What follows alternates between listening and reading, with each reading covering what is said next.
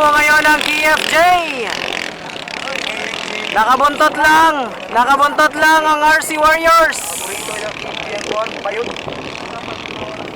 Nangunguna pa rin ang KFJ mga master, mga idol. Kasunod lamang po ang RC Warriors. Mukhang nangunguna na ang RC Warriors mga master, mga idol. Ayan na. Nakabuntot na ang KFJ. Nangunguna sa unang boya ang blue na bangka. Kasunod lamang ang KFJ. Di po malayo ang agwat. Nakaliko na po ang blue. RC Warriors. KFJ, RC Warriors. Ayan na. Ayan na mga master, mga idol. Nagliliparan ng mga bangka. KFJ at RC Warriors approaching the second buoy. Nangunguna pa rin. Ay, di natin masasabi kung sino nangunguna. Ayan na, KFJ! KFJ! Sa pangalawang boya!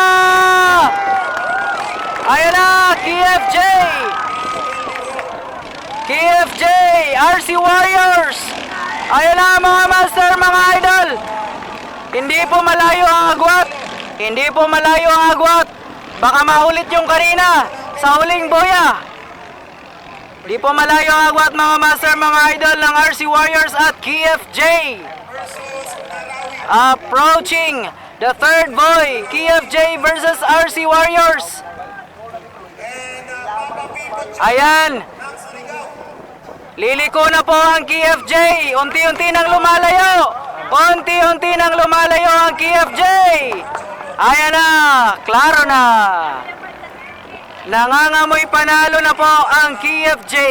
Lakas ng rider na ito. So, kitang-kita natin dito yung mga... Ayan na mga master, mga idol. Nangangamoy panalo na po ang KFJ. Approaching the second to the last boy. Solo. Yung pagliko sa boya, kagaya niyan. Grabing likuan. Only professional and skilled riders can do that. Grabe po likuan ng KFJ. Kanina pa po ito. Pinapauna ang kalaban. Dinodukot sa boya. Grabe. Congratulations, KFJ Cholo.